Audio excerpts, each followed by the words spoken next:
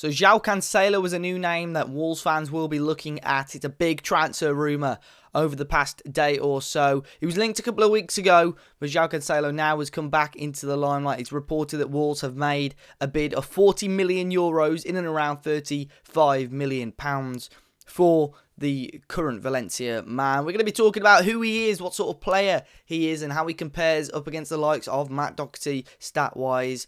You're back here on Talking Wolves. Make sure you hit the like button and subscribe to the channel if you haven't already. So Cancelo, as a player, 24 years of age, born in 1994, of course, Portuguese.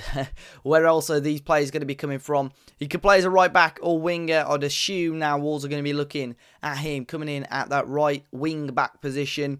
It's no secret that Matt Doherty, he had a very, very big season last term. And, he needs a bit of support. And I think Cancelo can definitely offer that. We look at his career, starting off at Barreirense in Portugal, moving on to Benfica, staying in Benfica for a while for Benfica B. Only played one time for the first team before he went out on loan to Valencia before an initial move. And last season, he was out on loan at Inter. Played for Portugal across a number of age groups, under 16s all the way up to under 21s, and even 7 appearances for the national team. So it's going to be very, very interesting to see this guy in action, to see what happens over the next few days or so. He's still young. He's approaching his prime now. Obviously not as young as a couple of the players that we have in here at the age of 24 now, but plenty of potential still there and plenty of experience still there, playing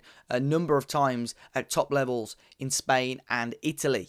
Of course, it's going to be very interesting to see what happens with this move. No surprise that obviously Jorge Mendes is behind it, as he is with a lot of our transfers at the moment.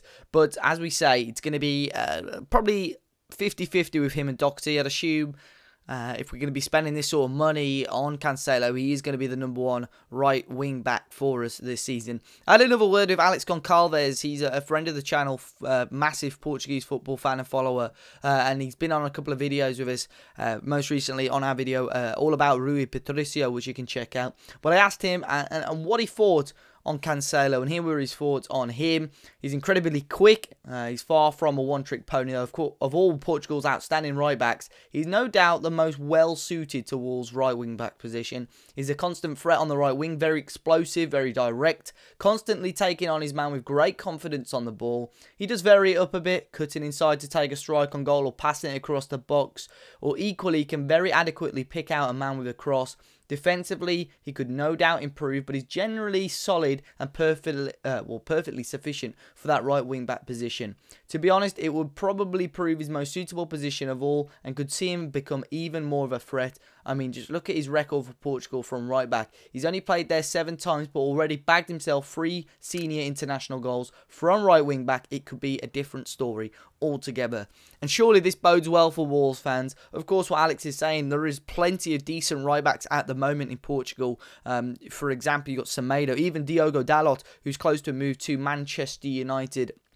It's going to be really, really interesting. And what I like there as well, cutting inside to take a strike and goal, passing it across the box, crossing as well. I think that suits really straight away how Wolves are playing and how we've been playing. I've even watched videos myself of him. And some of the crosses and passes he was picking out were outstanding for Inter Milan last season. So straight away, that bodes well. What we can do now, though, is compare him slightly to Matt Doherty if we can. As you can see now on screen as a graphic, all these stats have come from Squawka. It doesn't really have full representation of Matt Doherty's season. It misses out the last couple of games of the season, but we get a pretty good idea of how they compare. Of course, these are 2 different divisions altogether, so take it how you will. Syria and obviously the Championship. So we'll look at Cancelo defensive-wise and so on. We're looking at his average pass accuracy of 84%, which is pretty solid. Obviously, he's going to be picking the ball up a lot, whether it's short passes or going on, obviously, long strides. Average defensive actions at 3.